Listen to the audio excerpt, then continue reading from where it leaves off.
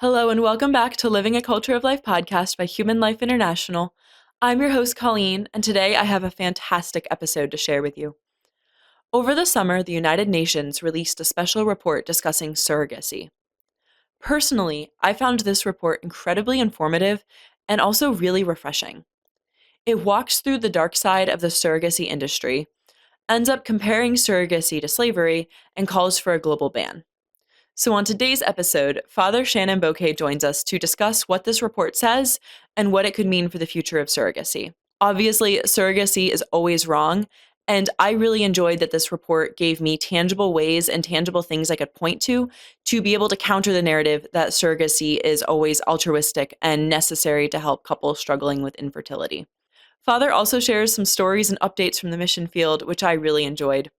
As always, if you are listening on our audio platforms, please pause right now, leave us a 5-star review, and subscribe to the show. This is really helpful in helping the show get out to new audiences. And if you're listening on our YouTube channel, please like this video and subscribe to our channel so that you can get new episodes every Thursday.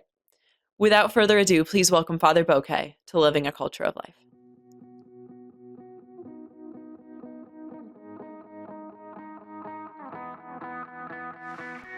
Welcome back to the podcast, Father. Oh, Colleen, as I always say, it's a great blessing to be back with you, and especially in between mission trips. And so it's a great joy. Part for the journey, Leaving on a jet plane should be your theme song.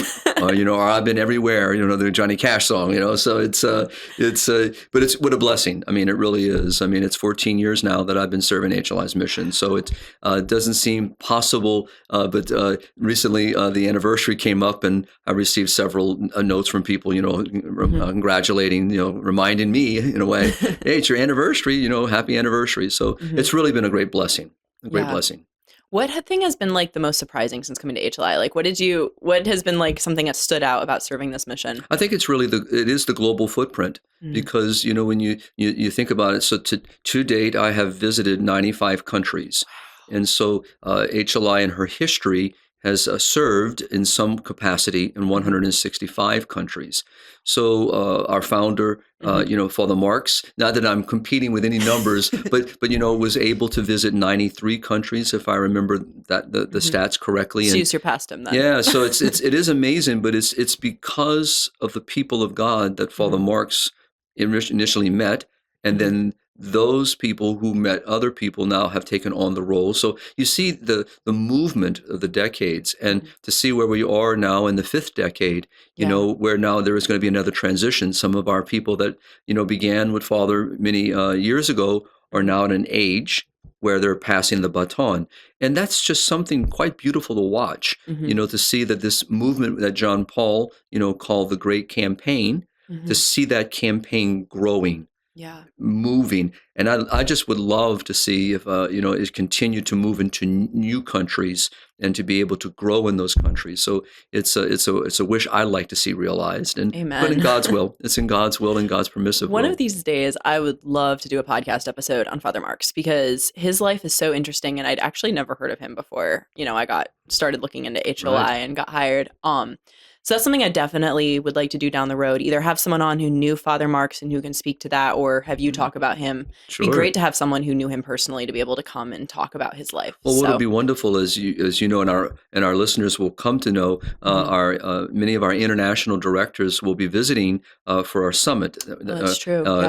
And so, and with that is for strategies, goals, but also to pray together, be together. But these are some of our leaders around the world, and many of them firsthand were invited by Father Marx. So you'll have a chance actually to maybe talk about that, maybe how they met Father Marx, how did they get started, and 'cause that's the joy I get to have. Yeah. And the same thing with our donor family. Yeah. When you think about many of our donors who began with Father Marx, and many of them have passed now because of age, but some now are because of an encounter with him, whether on EWTN or on Catholic radio, met him at a conference, heard him speak at a conference, or hearing things now digitalized of Father Marx. So it's, but it doesn't surprise me, when you mentioned that you didn't know him well or were not familiar with him, many of our young pro-lifers today, really had no history with our pioneers, Yeah. of which Father Marx would have been one of those early founders of the movement, along with Nellie Gray and many others that really started this great movement that we call the pro-life movement. It's so wonderful to hear all the stories of all those like original pioneers, because I think that we kind of take for granted how strong the pro-life movement is now, despite the fact that obviously there's still setbacks in places that we haven't been able to Right. make headway. Like, the pro-life movement is so vibrant and has so many different facets, and it's so beautiful. And I think that young people can take for granted all the different options, the different ways that different pro-life organizations tackle Right. different like areas of it. Like, you have the Abortion Survivors Network, and you have National Right to Life handling the more legal side of it. You have us doing the pro-life missionaries to the world. You have all these different organizations that kind of come at it from different angles and make headway in different areas. Right. And I think it's easy to forget all the like battles and the struggles and like heartbreak and blood, sweat, and tears that happen to be able to make this possible. Exactly. And what you point out indirectly is the reason why it has grown that way is because the assault on human life has expanded. Yeah. We're going to talk about a topic today, of that, how, what Father Marx and Nellie Gray and Judy Brown and Phyllis Shively, Joe Scheidler and, many others in that early period were fighting, really focused primarily on the issue of abortion. Father Marx being the unique, dealing with the larger picture in a sense of the underlying root cause, the contraceptive issue, and stretching it into all the reproductive technologies and the assaults on marriage. But ultimately, they were all focused. But as the assaults have grown, which Father Marx predicted would happen, really kind of building on Paul VI predictions and Humanae Vitae. And here we are today dealing with things that in the early days they were just maybe being talked about. So many of our new pro-lifers today are now engaged on many different bioethical, addresses, some dealing with euthanasia, some dealing with the issues of embryonic stem cell research and all this. But it's wonderful because all of us working together does bring about a great transformation. It has the potential of great, great change. As an analogy, it's like the body of Christ, where it's like you have the eye and the foot and the leg. St. Paul's like beautiful writing about that. It's like everyone has a different function, for lack of a better word. But like when everyone works together and is working like towards the same end, you end up accomplishing things. Many parts, Exactly. But, it's true. And I mean, that's the part I see, because, and even our mission field, there are different ways of approachment, and they are all very unique. I mean, we even have in India, one of our pro-life leaders, Malegres, in Goa, and, uses theater, music, poetry, very similar to John Paul in some way, just using that way as an inroad to reach young people, particularly, who are interested in, in the arts and, but bringing them into the beauty and the wonder and the truth that can be conveyed in this wonderful area. And it's wonderful to see and to see young people coming and now the younger people taking over and growing it. So there are so many ways of approach, and that's what makes serving this particular mission global, so wonderful. And you really get that bird's eye view of the world. Exactly. And that's why, for HLI and I, it's never has, for Father Marx, particularly our founder, it was not a single path. And the same thing happens still today. We have certain topics, we have certain target groups, but we're not so restrictive that we when working with people around the world that they have to do it a certain way. Yeah. Father Marx did, and we still do, and that is tap the people in the local level. They know how to work, and then we just introduce other ways to help them and strengthen them, with catechesis and formation and mentorship, but to help them achieve the goals that they're doing, and we still do that, and that's a great excitement because it's not because each country, each culture is very unique, and so to respect that and at the same time guide it, and this is what we continue to do in Father Marx's name. Yeah, amen. I love reading things from the mission field. It's so cool to hear how the different affiliates have their different approaches and just learning about the different cultures that are there, and how like you were saying, the our affiliate in India who uses like the arts and theater, that's something that wouldn't occur to me, but I'm sure works really well in that particular culture. Right. So, it does. And then lastly, this is just an example of just which is humbling, but it's also just so beautiful and exciting to see, the passion of those working in the mission field. They themselves missionaries. That's why we call ourselves pro-life missionaries to the world, because that's exactly what we are. We're missionizing. We're going out on mission, and with a purpose, and that is salvation of souls, protecting life and family. And our Mel in the Ivory Coast is one that comes to mind. I shared it recently with our staff over a little luncheon. Because maybe some of our listeners don't realize is that through the generosity of our donors, we, as Father Marx did, we give grants. So the money that we collect goes into the mission field as grants.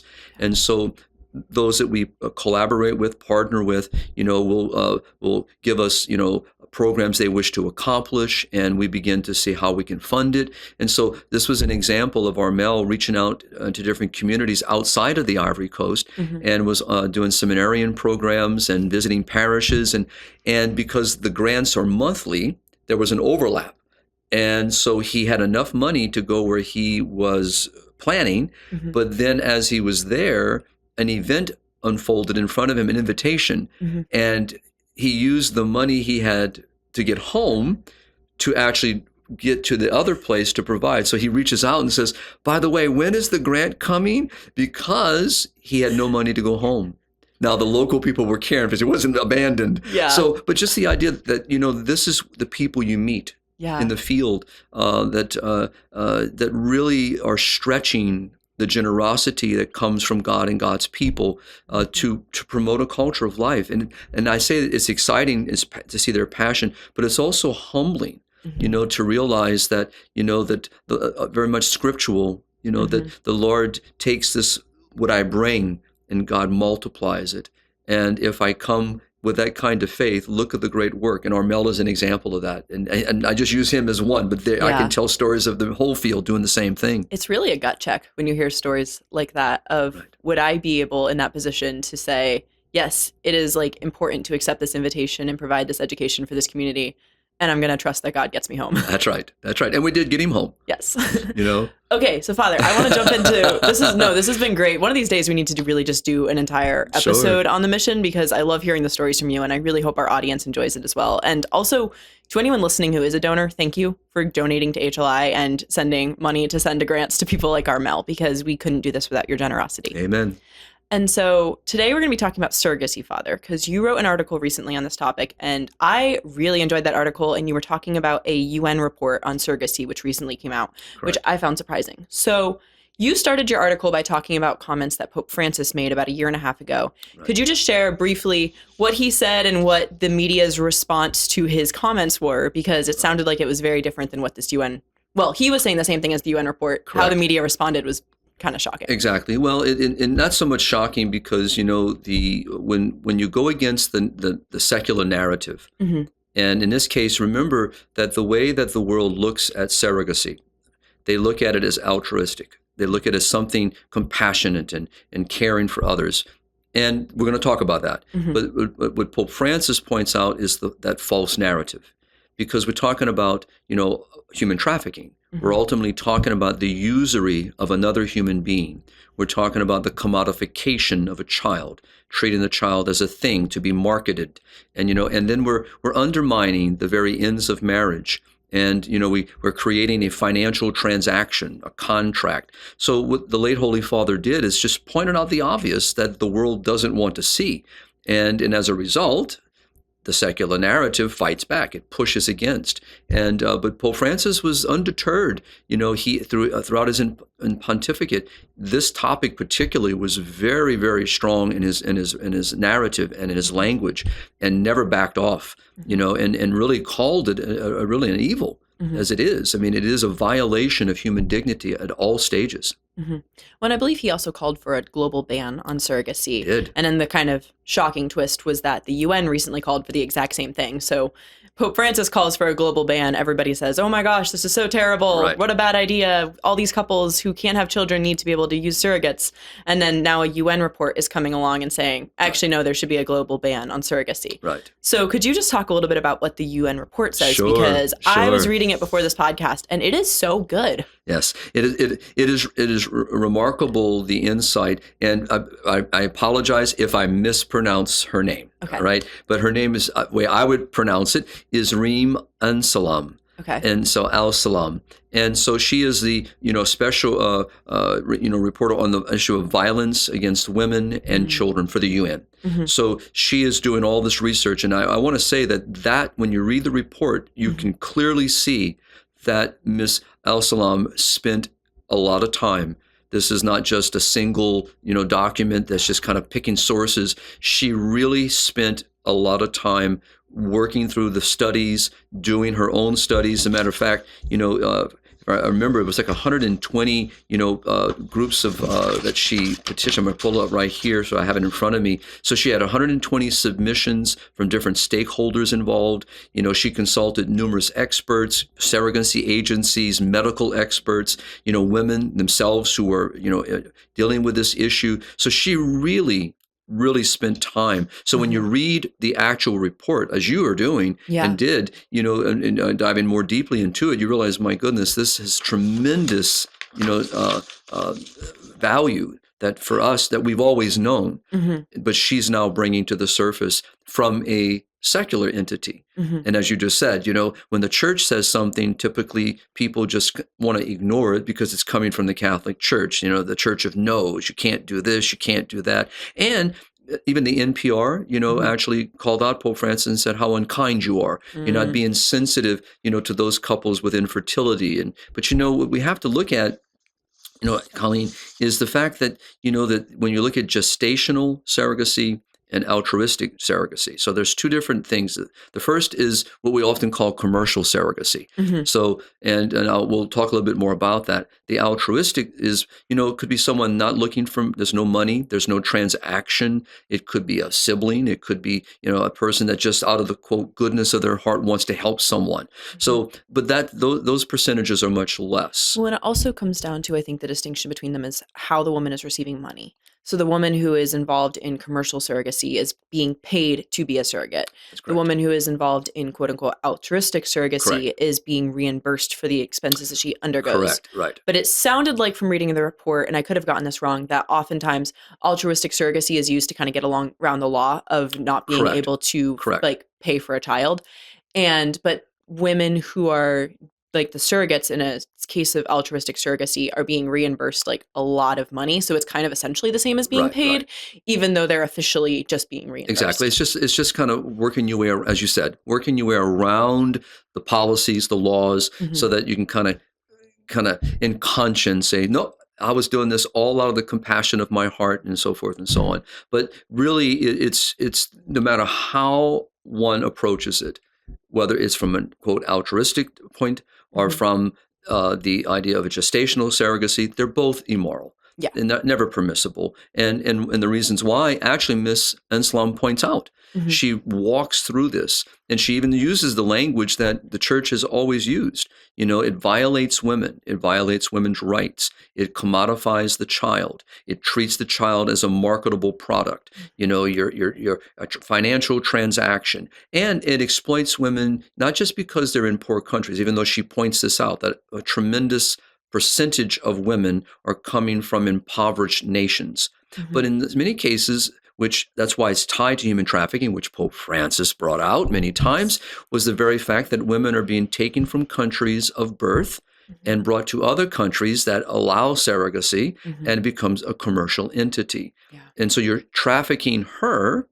So that's why Miss Alsalem, as well as Pope Francis, called it modern day slavery. Yeah, and that was a very shocking thing to be for them to say. Very, for her very to powerful. say. Yeah, her to say, especially. Yeah, especially. But if we just back up a little bit, I brought another article with me just to point out that her call, Ms. Alsalem, who is calling out the UN and all the member states, to actually not only renounce but to penalize, countries, entities, that are participating in surrogacy. But it's not the first call. There was a declaration of Casablanca in 2023 that actually came out. It was 75 countries that affirmed that surrogacy in any form violates human dignity and contributes to the commodification of women and children.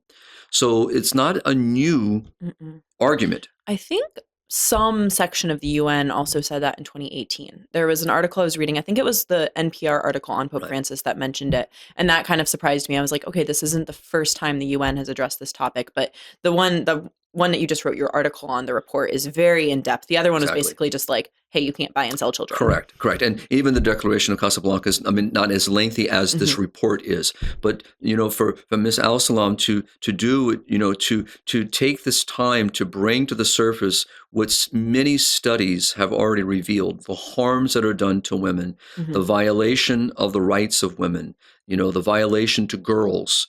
And so for me, the area that she is focused on, she really exposes to a global audience and says, this is an atrocity that must come to an end. Amen. I want to walk through the report and just talk about a few different things she covers in there. But first, do you happen to know the context that this report was being written in? I meant to look it up before we started the podcast, and I didn't get a chance to. And all the things I was looking at, I didn't see, what brought her, other than, as we were talking, is that this is a real issue. It is one that it's a global issue.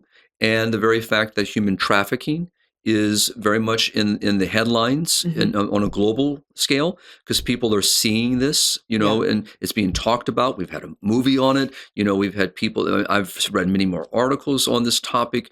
And so the issue of surrogacy, remember at the beginning of the war with Ukraine and Russia, we had that issue came out. Remember that, you had women who were in a contract relationship with Western couples, what we call, kind of the contracting couple, but there was no way for the couple to travel to Ukraine to be able, quote, to finish the transaction to receive the child. So it made headlines. And people were looking at, what a horrible thing. The children are being, caught. They're caught in a bad situation. The women are not able to get the finances they need, so it came to the global stage. And so here are all these things. So this is not just happening in Ukraine. No.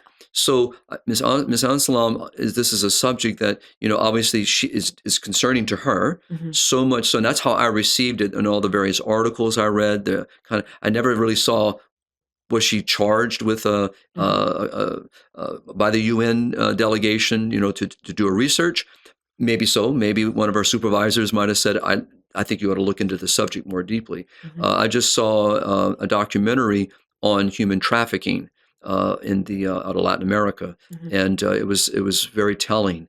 But with it came the issue of surrogacy. Interesting. So people don't see them as linked. Yeah. Because what they want to see only is that quote unquote altruistic approach, the idea of infertile couples. So, but it's deeper than that, and its implications are deep. And so it's important to see that no matter what motivation, it's never moral. It always exploits. And oftentimes, the church might be seen as being, as the NPR said, as being incentive. But what the church is looking at is a profound truth that has been violated. And that truth about not only the child as a gift, right, to be welcomed and wanted, to be cherished, not created in a laboratory, through in vitro fertilization or other artificial reproductive technologies. Yeah. That's not meant to be a financial transaction between people. And it's not to be, and I think Ms. Alsalem brings up at one point, and I'll toss it back to you because I know the report is so rich, is, think of the mothers, all right, that are carrying this child, all right, from a donor egg and from donor sperm and through in vitro fertilization, so the impregnation within the womb, and so she's carrying not a child in the sense of her own egg, but this child is being nurtured, loved, cared for in her own body, and then born through her body, and then she's being told to give up this child. Yeah. And so with the study Ms. Alsalem goes through, it shows how has this affected children born and conceived, through surrogacy. Yeah. What has it done to the women, that have carried these children? How does it affect them? Let's say that the baby is diagnosed with an abnormality and she's forced to abort that child, right? Or she receives no financial transaction, or she has a miscarriage, no fault of her own, and all of a sudden the financial transaction is severed. All these things fit in, and people are not thinking of all these complexities. And no matter what those complexities are, even if we resolved them, doesn't change the immorality of what's happened and the violation toward human dignity. Exactly. And that was one thing that struck me while I was reading it, was that there's all these problems that come up when you accept that surrogacy is allowed. And it's very easily solved by saying no surrogacy. A child has to be conceived like naturally with its biological parents and raised that way. And obviously there's adoption and things down the road if a woman isn't able to care for her child, but that all of the like contractual problems that occur of this biological child, this child biologically belongs to this couple but is being carried by this woman, and et cetera, et cetera, et cetera, all that goes away when you adhere to God's plan for marriage. Exactly. And when you respect the beauty of the person, the dignity of the person, the sacredness of which God has created, for where children are to be welcomed, begotten, not made, right? And also the fact that it violates, the parental responsibility and right, to through the marital act to welcome and cherish a child. I think what happens is Colleen, which Ms. Alsalem points out, but not with the same language of the church. No one has a right to a child. Yeah. And I know that people hear that and my goodness, that's quite strong. It sounds offensive. But when you think about that, a child is a gift.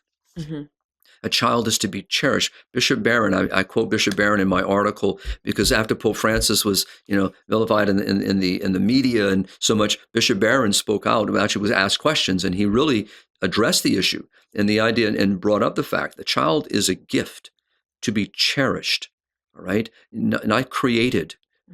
Especially through some laboratory and some kind of technological advancements, that really disregard the beauty of how a child is begotten.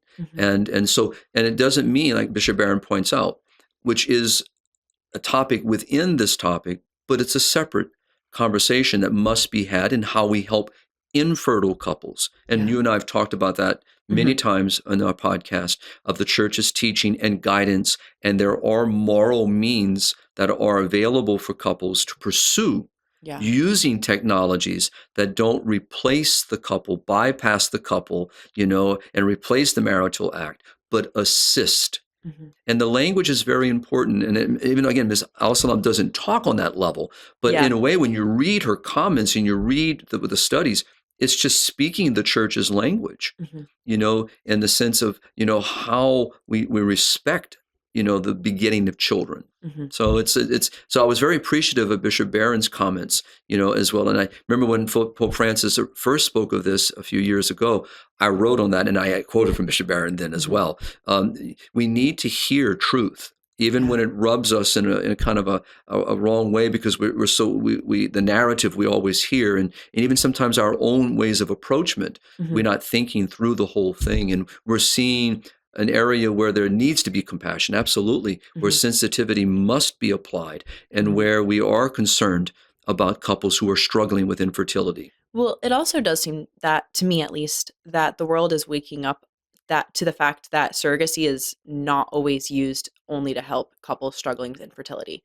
That's how it's been sold, that surrogacy is needed to help couples who want to have a child who are struggling with infertility to achieve that end.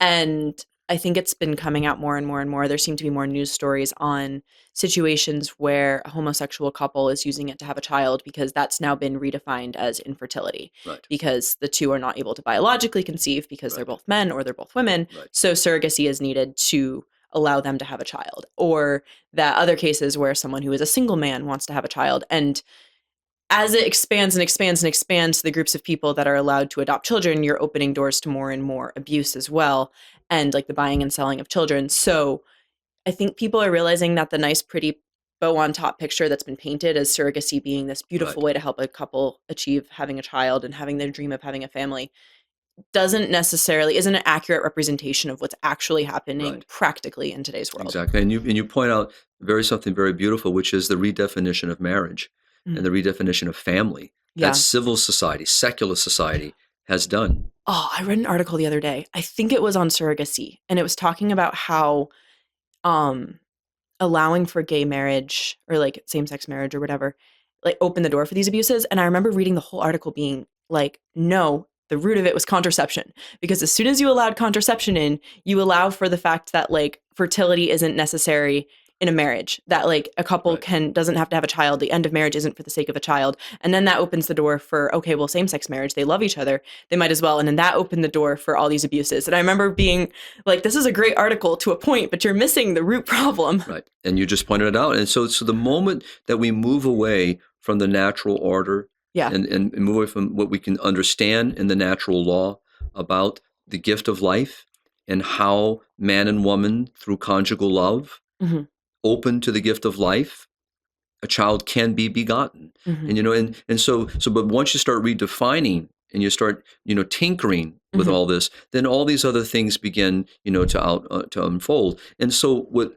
again, an example of this, Ms. Alsalem points out, there is a racist and eugenics aspect of surrogacy that people again want to ignore. Yes. And so we're back to, in a sense, well, the child, that we wanted blue eyes. We wanted, we wanted a boy. Right. And now we have a girl. So they push, the surrogate mother, to terminate, abort the child. And so all these external pressures, all these expectations, and and the idea here is that when you also transporting women in the United States is one of the highest, in the sense of countries that are in commercial surrogacy. I believe it. I mean, just think of the amount of, again, all Western couples wanting, or in this case, it could be single individuals, it could be people of same-sex relationships, and what makes all of this possible, which is why it's linked to in vitro fertilization, because it would not be possible without in vitro fertilization, and artificial insemination and all these various technologies that are being used. So that's where the laboratory comes in, and it's why the technology comes in. It's not about, assisting couples. It's taking the place of couples. It's replacing them. So you can almost see the further writing on the wall that, eventually we just won't need the couple at all because, and so especially as technology improves and its ability to have artificial womb, and you can almost see where this is going. So she's bringing up what the church has been articulating for decades on this issue, and so I really commend in her, and I can only imagine the backlash that she's probably received. And I read an article the other day that she has received because she's literally pulled the curtain open to expose what everyone knows, but Nobody the industry is like all the other industries is making a lot of money. Well, that is a perfect segue into, I'd like to just kind of go through the report. I was reading it ahead of time. I made some notes. I'm sure that you have insights you'd like to share as well. I actually did not get a chance to finish it, so I have notes on the first half. That's fine. That's fine. But she started off by talking about just the scale of the surrogacy industry. And one thing I thought was really interesting, she was saying that in 2023, the global surrogacy market was valued at $14.95 billion. Billion, with a B, and is projected to reach $99.75 billion by 2023. And then she was saying that the women who are the surrogate mothers receive a very small fraction of this, and that most of the payment goes to intermediaries. And that was so striking to me because it shows that there is an industry that is profiting here. This isn't a one couple who wants a child paying the mother who will carry the child for them, and it's just between the two of them. Obviously, that would still be wrong. But the fact that there is a financial incentive to keep the truth about this shut because there is an industry that is profiting from it. Well, you think of all the like when I said in the beginning that she's consulted surrogacy agencies, medical experts, looking at all the studies. But what you just pointed out is all the middle agencies that are involved. So there could be actually an agent, and there is, where a couple contacts an agency. The agency is going to contact another agency in another country. So there's all this networking that is happening. The IVF industry also feeds off of it. And so all of this is involved. And then the various laboratories that they're using, so the medical agencies. So and the idea of the financial transactions, legal documents, so now you're dealing with the legal. So there's a lot of people with their hand in the till.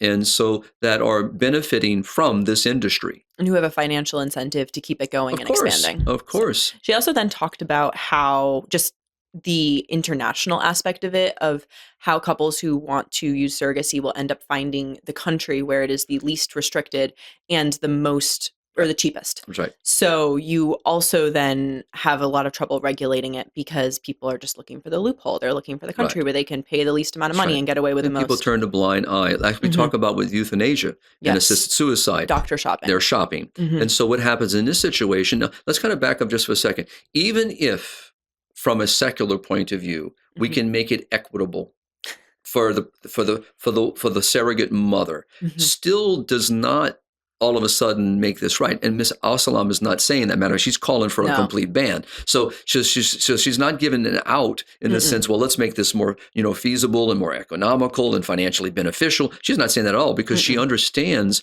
it's a violation against women. It's a usury of women. And it's actually not just men. It's other women using other women. So there are a lot of things involved here. So here what you just pointed out is back to human trafficking. So we're going to take women from another country because the government there, like the 75 countries that have banned, right, now and have made it more difficult for surrogacy practices to occur. Well, let's just take the women from that country. Let's bring them to this country where the policies are much more lenient. We know the government. We can get around policies. And so what you've done, again, you're trafficking. You're moving this woman to another country of or without her will, and you're using her in a commercial industry. Hence why she compared it to slavery. That's correct. So, yeah, that's a very interesting conclusion to come to as well. And I'm glad that I didn't. Right. She says that in the report, right? Yes. Okay. Yeah. And also, which is important, I love the way that Ms. Alsalem also breaks it down. So she talks about the harm to women. Then she speaks about the harm to children. Yeah. So she's looking at every aspect of it.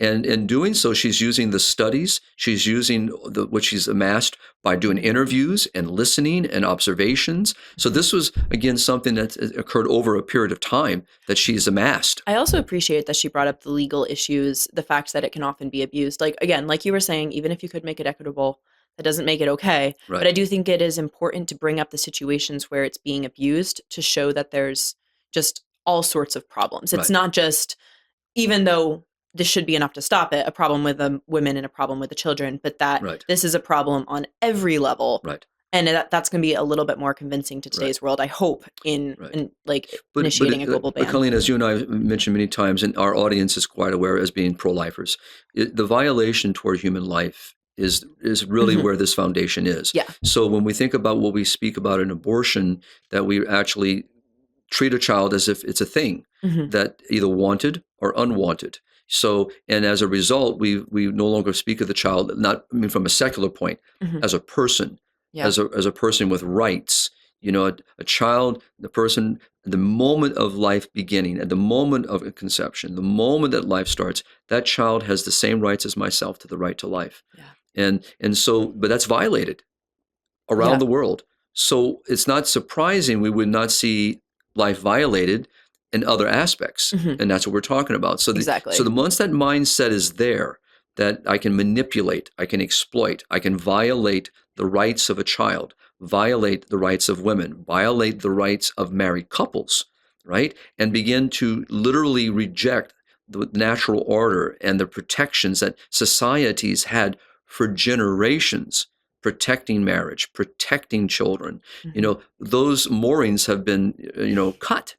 And as a result, we're seeing ourselves here, in this current moment where this particular topic is being addressed. I also appreciated that she talked about how women and girls are particularly vulnerable and exploited by surrogacy. And she talked about egg donation, which I thought was interesting because again, in this topic, you don't often hear about the young girls who are targeted to donate their eggs. Exactly. She didn't mention it in here, I don't think, but I've heard stories in the past of people targeting college students saying, hey, you can make a ton of money by donating your eggs. And they're targeting a demographic who might be thinking that they don't ever want to have kids in the future. So, and then they donate their eggs. And then later on, when they're 10, 15 years down the road, realize that they would love to have biological children and they can't, or they know that a child who has they do have a biological child running around somewhere that they have no connection to. Exactly. So she didn't go into all that detail here, but it was an aspect of the conversation that I was surprised by, but also fits in perfectly. Right. Yeah, so I'm saying she covered many areas, and maybe not in the great detail, but I imagine, if she wanted to really express herself, she has all the footnotes, she has all the linkages, so it's all there. And what you point out is very true. Again, we have a market. So they've created a market. And so as a result, we need more donor eggs, we need donor sperm, and so as we see now, what's happening is we're moving away from a couple to the commercialization of this industry. So again, it shows you, what's happening here, and also the idea that which we have pointed out several times, when you have people coming from Western cultures. Women who don't want to have stretch marks, don't want to be inconvenienced with a 9-month pregnancy. Celebrities. Right. So it's just the idea that you're again creating a transaction in a way. It's kind of, I'm ordering a Lamborghini. I want to order a new car, but it's going to take a year for me to get. So this is what you always say of turning over the alligator. Of the thing presented on top is that this is an altruistic thing to help couples struggling with infertility. Right. And then you flip it over and you realize, no, it's being also used for X, Y, Z. And obviously, being used for couples for infertility isn't moral. What Ms. Alsalem did, again, she turned the alligator over. She turned it over and showed everything. Exactly. She also was pointing out that educated white women are paid more for their eggs than other women. So again, just the racist, the eugenic aspects of it. That's right. And also just think of it this way too, is that, because, we're dealing with a laboratory, we also have, we know through in vitro fertilization that multiple eggs are fertilized, but not all of these human beings in their embryonic state are given a chance for life. They are selectively chosen, for their genetic strength, and others are discarded. Some are sold into the industry for embryonic stem cell research and other laboratory techniques that are out there, research projects. Again, think of it. We talk about the violations upon violations, but this is why we have to peel it back and look at it in all of its impact, and that's what you're doing by through this report. So so that's why I wanted to talk about it in the Spirit and Life, because even some people within the Catholic fold are unfamiliar with it, and if they do hear about it, they would hear about it normally from a couple that struggle with infertility, right?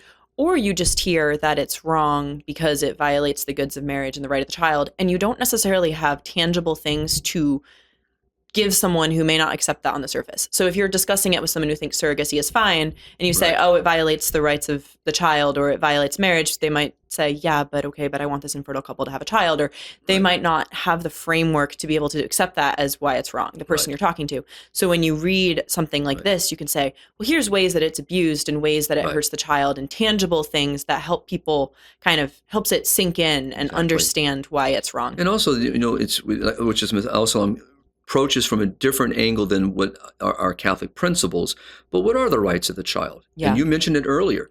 Well, the right of the child has a right to be cherished and wanted by its own mom and dad, right? To be conceived, right? Begotten through the marital act of their own mom and dad, to be raised, given, nurtured in the womb of their own biological mother, to be born by their own biological mother, and to be welcomed by their parents, and to be nurtured in that environment. So this is why Bishop Barron goes back and says to be cherished, right? So there's a big difference in an attitude, mindset, that it's really is. This is not a laboratory, creation. This is not, again, I don't have a right to a child. A child has a right. That's been violated in this as well, compounded by the fact that we have violated the rights of women. Even a woman who is in conscience complicit, she has given her will in this and wants to do this.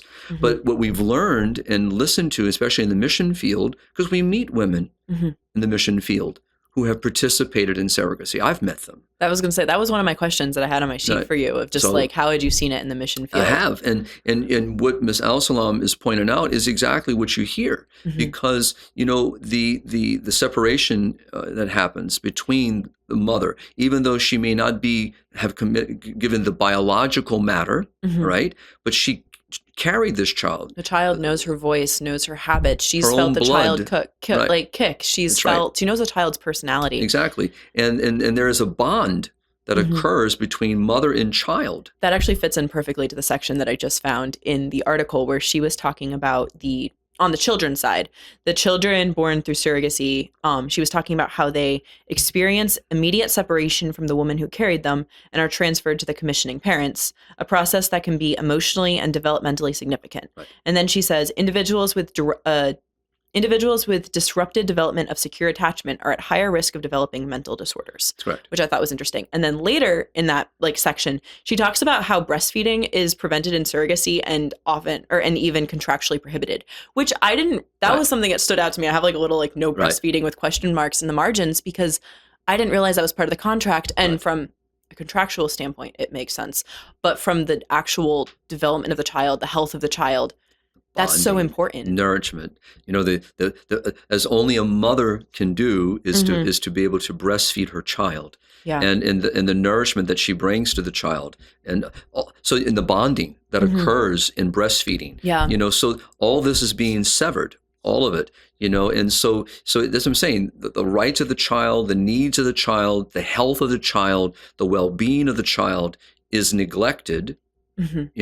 And what is a natural tendency of motherhood is the nurturing, the bonding, the connection, the well-being of both mom and child. That's all seen from a contract. And obviously, I know there's situations where women can't breastfeed their own children or where children are taken away from their mother at birth for adoption or something like that. There are situations where this happens, but it does seem like intentionally getting into a situation where the child is going to be ripped away from their mother that carried them. And also, just as you just pointed out, so the act of adoption is a very different act. Yeah. And I didn't. That's why I wanted to clarify that I wasn't talking about those situations. Because oftentimes they're tossed, kind of in the same pot. They're same kind of act in the sense of they're compassionate, they're caring. They're two different very acts, and here, in the idea that the just on one level alone is that the mother of the child, is recognizing, right? She's not forced. She is given every opportunity legally, and especially from the church's point, her motherhood is to be given opportunity to the best of her ability, but she may decide.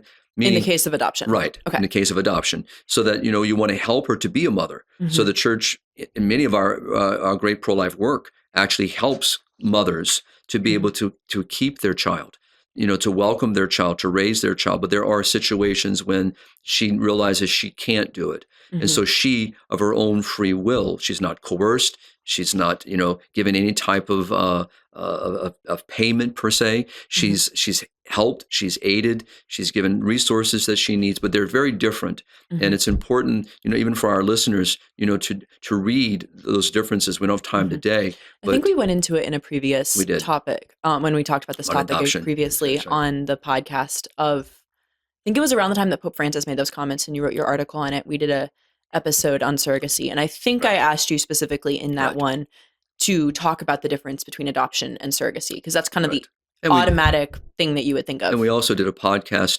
specifically talking about adoption. Yeah. So it's important. So I'm glad you're bringing that up, because sometimes even when writing, I didn't talk about adoption in here at all because it's a topic in itself. Yes. But I purposely didn't speak about it because I didn't want it to be connected. So thank you for doing that. Well, and I also appreciated that she talked about, first of all, turning women into basically renting a womb. Right. It's commodifying the woman's body and her reproduction. Right. And then also just the violence that occurs against women in surrogacy. And again, you don't think surrogacy is violent, but it is. There's an emotional violence. There's, she talked about situations where women were carrying a child and the child miscarried, and then they were forced to take on the financial. That's correct. Because the parents said, well, you didn't give us a child, so we're not going to, the biological parents, the commissioning parents said, oh, well, you're not going to, we're not going to cover the cost of this because you didn't provide a child. And so just going through, I'm not going to go through all of them, but she walks through all these situations where there's abuse that happens and where it really shows what happens when you start making parenthood contractual. Right. And if we just pull back again the curtain a little further, this is why the church has been very clear, speaking back to marriage. Marriage is not a contract. Yeah. It's a covenant. And so a child is to be welcomed within the covenant of that love. And so you can see why the church has consistently and constantly held to these profound truths about human life, human sexuality, marriage, conjugal love, the welcoming of children. And when we understand that, especially as Catholics, we understand our principles. We can understand why the church, like Pope Francis, Pope Leo, of course, is right now just talking about many things, but this subject itself, I haven't seen anything yet, but no doubt will come up as time goes forward as he's addressing bioethical issues and that are affecting human life. But the idea is that to hear people like Bishop Barron, to hear, the USCCB, the Conference of Catholic Bishops in the States, condemn surrogacy, call out Congress to pass laws to put this to an end. So when you start hearing all this, and Catholics themselves are going, why are we opposed to something? We need to read, and that's why, again, I keep addressing these topics, and why in our podcast we return to them often. Yeah. Not just our listeners are our listeners. I know that our listeners are more familiar. I understand, but it's for our listeners then to catechize others. So we have another purpose to all this. Well, and then also to bring up new developments. Like last time we talked about surrogacy, this report hadn't come out. Now this report gives a lot more information that people may or may not be aware of that we just weren't able to talk about last time. And if I may, I'll just tell you, I'm working on an article now that's going to deal with another study that just came out that is dealing with the harms for women who have had abortion. And again, very, very powerful study. Yeah. And so I'm diving into it. It's not going to be, but it just shows you, if we're willing to pull the curtain. Yeah. And now again, we're turning the alligator over and that's not what they want, because they want everyone to believe that abortion is safe, it's reproductive care, and all the various euphemisms. And isn't this what Ms. Alsalem talks about? She hates those euphemisms, gestational womb, and she gets, and I say angry because I can't put a feeling, but you can hear it. She's upset. She also calls out those things for using gender neutral language, which I thought was just interesting, given how prevalent, like especially from liberal aspects, they are people are about using gender neutral language. And she was saying, no, these are women who are being exploited here. We need to use like female centered, woman centered language to acknowledge that. Like to call it what it is. Yeah. Exactly. So Speak truth. But also it's interesting that she's in doing so, and I know we're going to get to this in a little while, but what her demand is speaks of the fact of, and I'm often, but I love to know. Now, I mean, I've read some of her work before in other things that she's written. I'm not sure where she would fall on other bioethical issues. But what I would say here is I wonder how she entered into this. I'd love to have a conversation. Did she go into it already being opposed to surrogacy and looking for facts to support that? Or did she go in simply going in to research it and then was either surprised by what she found or just was compiling a report? Right, exactly. And affirmed in what she always believed. I want to read one more quote and then I'll throw it back to you. Oh, please. But one thing that just stood out to me was under the section talking about psychological violence to women. She said, quote, "Women experience psychological pressure amounting to violence in order to serve as surrogates." And then a couple of sentences later, actually, it's the next sentence. "They are often pressured into surrogacy by its presentation as an exercise in demonstrating the values of love and solidarity, particularly in relation to homosexual couples." And I just thought that was very interesting that she included that in here. And it's true. It was really surprising. I read that and I was like, this isn't a UN report? Right. Well, exactly. No, so I'm saying she really is, the document, when you read it, it's not only telling, but it's a truth that she's bringing full vision to everyone to see. And we know that the industry, because we know that same-sex couples would not be able cannot conceive of their own. All right. So they have to have an outside source. All right. They need a technology to be able to create, a life. And so they have found not only the means through in vitro fertilization, right, but they have now found the means through surrogacy. And so again, if you remove this means, and so you can imagine people reading this report, those who are advocating for same-sex couples to be able to, quote unquote, have children, right, would say, wait a minute, that would prevent now, if we stop all this, how is this going to be possible? It's discrimination. Right. So you can see how all this is going to, the pushback. You can already see the arguments. You can already see the amount of money, the advocacy groups. You can already see all of it. But the truth is out. Okay. Yeah, I was going to say the truth is out, and so and the truth's always been out. But to have Ms. Alsalem bring this as a UN representative who's working within the area of violence against women and children and girls, so she is bringing it full center, and also to use the angles that people have a harder time protesting against, which is gender-based violence or violence against women, and then also the racist and eugenic aspects as well. Right. Those are two areas that obviously infiltrate the anti-life movement, the anti-family movement, but again, just bringing it from those angles hopefully appeals to a broader audience and is able to hopefully unite people on both like the conservative and the liberal side against this. Absolutely. Well, like I said, the Declaration of Casablanca is in 2023 is an example that a non-governmental organization or a group of nations, member states can pull together and unite in this. And this is what she's calling for. Can you talk a little bit about her solutions to this? I believe it's a global ban on surrogacy. She also talked about changing when a child is born, having the legal mother be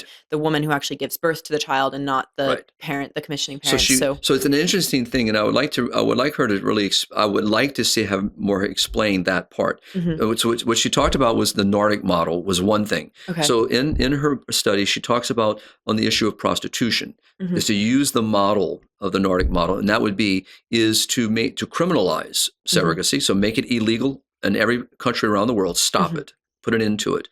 And with that is that if anyone does it, you criminalize it to the point where the nation or the country or the entity is going to be heavily penalized, maybe even to the point of incarceration in individuals. So she really is calling for, I use the word aggressive, but she's calling for a real motivation of the member states to take this seriously and to make it a serious crime for everyone involved, but not aiming at the woman yet, if you notice.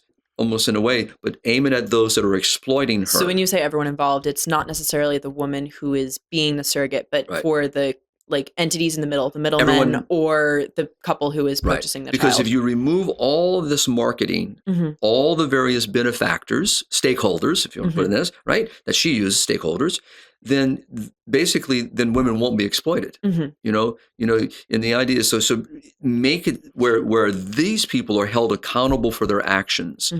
That was the one model. The other thing that she talked about, so she's calling on all member states. Interesting. No one to be excluded. So that's the other thing. The third thing, which I found interesting, because the idea is right now she's calling for a total ban, which we would want as well. So I'm not clear why she would also call for a surrogate mother to be declared the mother of the child legally, and to be given all legal rights to that. So, and then you basically go through the process of adoption to transfer the child. So it's interesting that she says it, and it could be that maybe she's calling upon a middle ground until we get to this point. She didn't expand on that. Okay. At least that I've read. That was one thing that did jump out at me, is obviously surrogacy is always wrong. Global ban is ideal. But that it does seem like that would at least narrow the situations where surrogacy is used if the woman who gives birth to the child is the legal mother. It makes it harder and more legal, more loopholes you have to go through, and hopefully would de-incentivize people to choose surrogacy versus if you have no restrictions at all, people just. And maybe, Colleen, she's using it as a way of kind of showing if you put her in charge, the mother in charge, and protect her rights, you might find this less and less. So maybe she's trying to turn it to show that what she's really exposing is that the surrogate mother is in a sense has rights and that need to be protected. Do you think that would be a prudent middle ground if the global ban were not practically possible in today's world? Because my concern with it is that if you do go in a situation like that, it adds legitimacy to surrogacy and normalizes it in a legal sense. No, I'm opposed to it completely, because what you just said. Because what you're doing is you're finding a way around. And even though it, again, might sound good, it might kind of empower, women, in these situations, especially those of impoverished nations, those not well educated, and those being trafficked and so forth.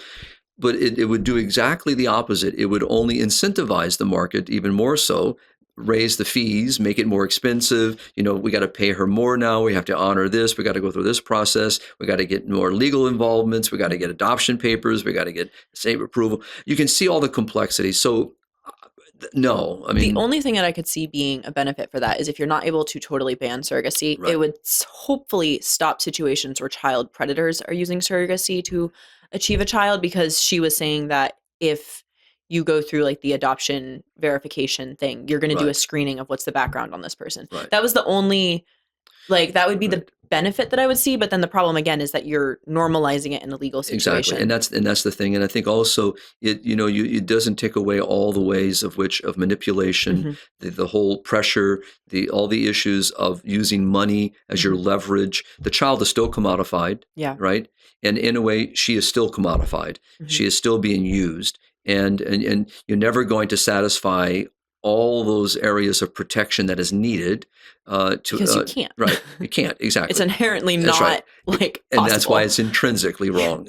So you just said it's inherent. It's vile in itself, and will be vile no matter how you paint it. Now, do you think that a global ban on surrogacy is practical or possible? Like, do you think that this report will have any real change on how surrogacy is approached in the UN and globally? Or Right. do you think that this is a report that will get talked about, get some pushback, and then fade into obscurity? Well, based upon like anything else, when something comes out, there's always going to be that everything is a very hot topic.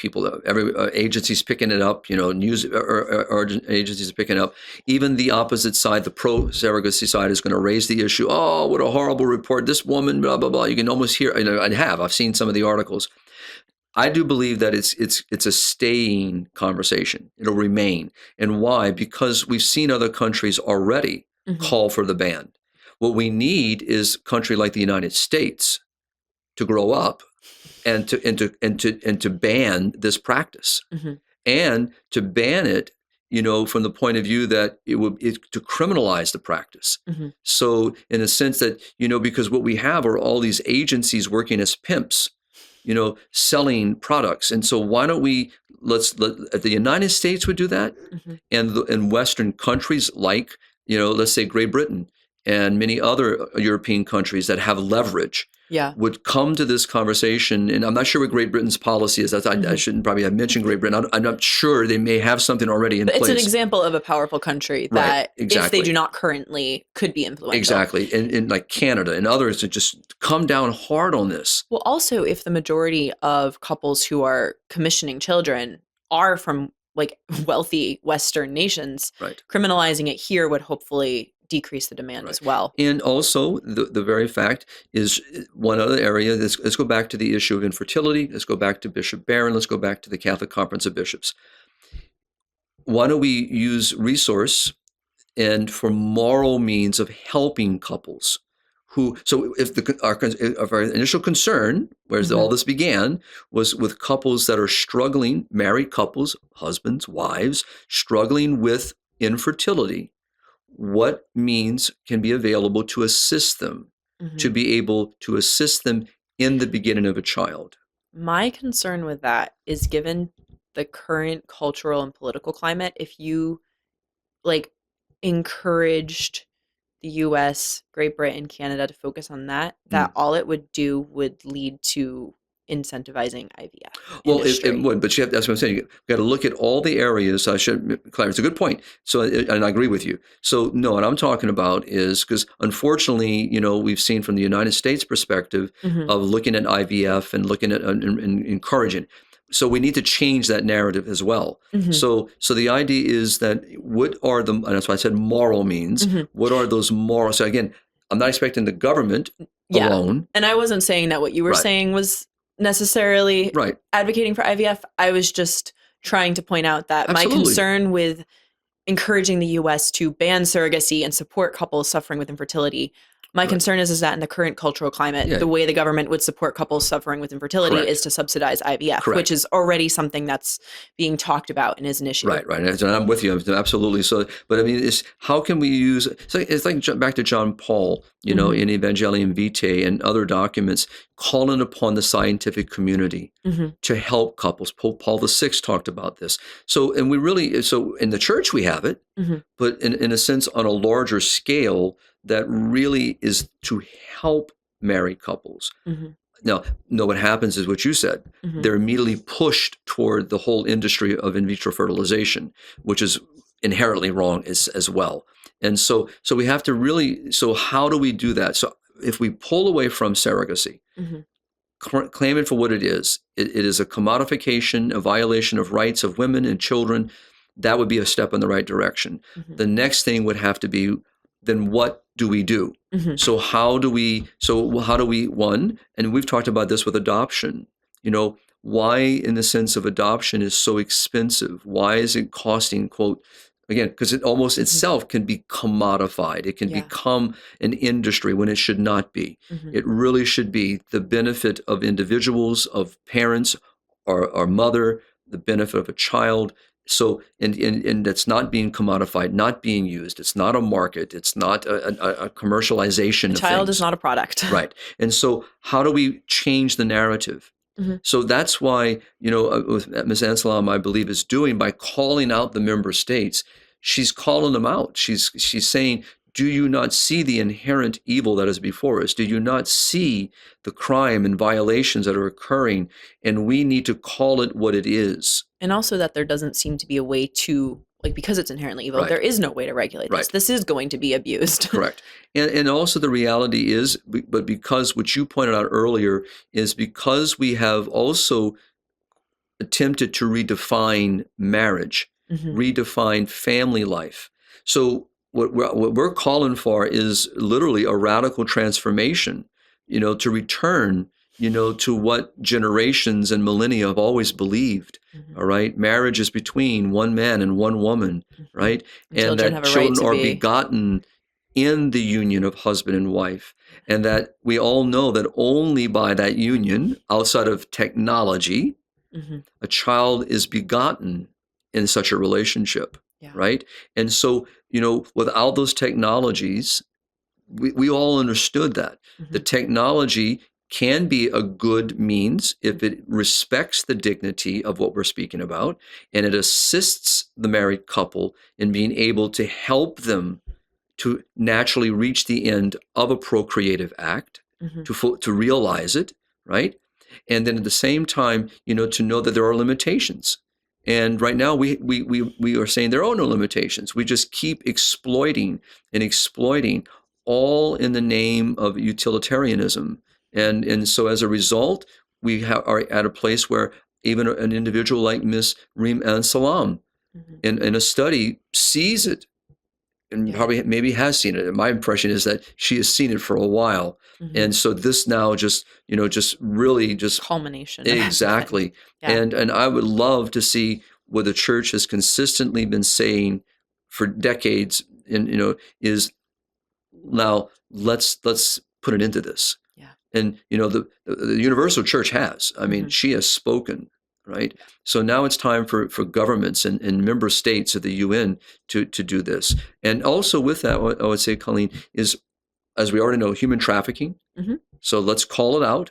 Let's sever all those various middle people that are benefiting from it. All the incentives, exactly, financial incentives to keep it going. We need to call this out, and we need to hold governments accountable, for trafficking. I mean, what we're seeing in the United States is people being trafficked into the United States. We're seeing, where ports of entry in various major ports where human trafficking is occurring into our country. And so and we know this, this was exposed under the Biden era. We're seeing it talked about under the Trump administration. We can and we must put an end to this. Amen. Well, Father, thank you so much for this conversation. I really hope our audience enjoyed it. I honestly enjoyed reading the report. I love things like this where someone goes through from a more secular human reason standpoint and goes through all the reasons that something that obviously I know is wrong from a moral perspective, it gives you so much teeth to be able to say, this is where it's exploited. This is where women are exploited. This is the problems that it causes for children, and kind of help solidify any argument against it. And so I enjoyed reading it, and then thank you for writing about it and bringing it to people's attention. And I know that it's already in my article, but I'm actually going to put it in the show notes and as well. Please.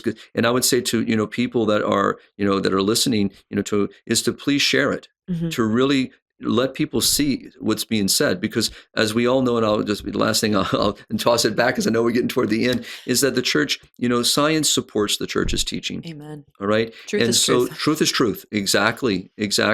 And what Ms. Alsalem has done is just through the sciences, through the various disciplines of science, whether it be psychological studies, sociological studies, experts in the fields, all the truth has just come out. And so it is a document worth reading, and it's a document worth sharing.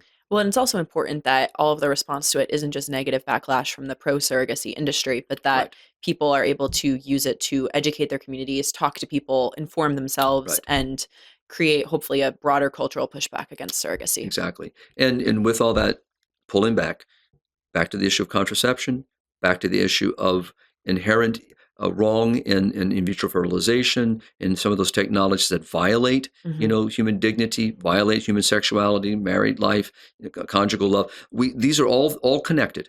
So as we're talking about this, so again, next week's article from myself, is going to be dealing with, a little bit more of this on the issue of harms done, and again, scientific study.